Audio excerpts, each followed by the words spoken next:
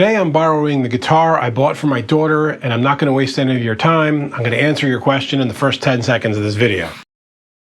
This is a Fender Squire Strat, and at the time that I'm making this video, you can get one on Amazon for about $200, and if you want one with a kit with like an amp, you can do that for $300. Now I know as a beginner especially, you want to spend as little as you can checking out a guitar, and there are some guitars on Amazon for like $100, but guitars that inexpensive, most of them come with some really problematic issues. You see, when a guitar is very inexpensively made like that, it's very likely to come set up with very high action. What this means is that the distance between the strings here and the fretboard is either low or high, low action or high action. And on a guitar that's not well constructed, if you put the strings too low, when everything's not made evenly, you get all this buzzing noise when you play the guitar. So as I said, with a really inexpensive guitar like that, they often come with high action and they can be really difficult to play, which becomes very discouraging when you're learning the instrument, not to mention downright painful.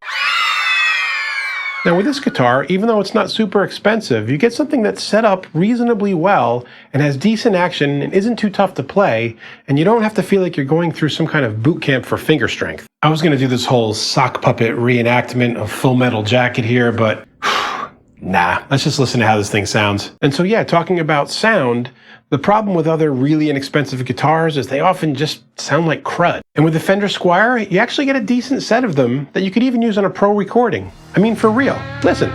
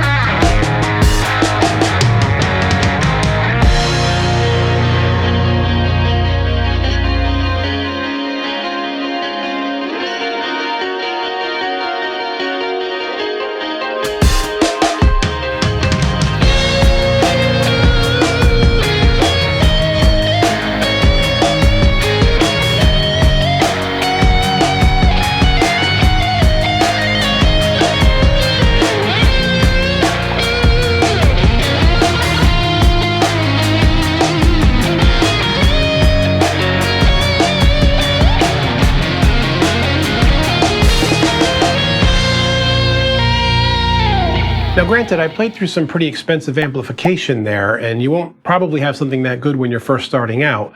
But the point here is that this guitar can be kept all the way through into later parts of your career and still be up to the task. And there's a couple other points I want to make here, but first, if you're liking this content and you want more like it, please consider a like and subscribe. And so the last couple items I want to mention here with really inexpensive guitars is that you have trouble keeping them in tune, which can be incredibly frustrating, and then the knobs and switches also are not built well, and you start to get all kinds of noise and problems with them. And so now I'm not saying that a $200 Fender Squire is going to stay in tune like, say, a $3,000 PRS, but it's actually surprisingly good for the cost, and it's definitely usable at a show. And as far as the knobs and switches, well, this guitar's been around a while, and there's no crackling problems. There's nothing with this switch here getting loose that changes between the pickups and making cracking sounds. The hardware has held up really well, and I'm surprised for something at this cost, so I would definitely recommend it. In short, what the title of this video is, what's the best guitar to start out with? And well, this is it, I'm holding it. I think this is the best axe if you're a beginner and you want to start playing electric guitar. For you guys that have been around and played a bunch of guitars before, let me know what you think below. If you agree or disagree, if you think there's a better beginner guitar, put it in the comments below. And until next time, guys, keep making great music.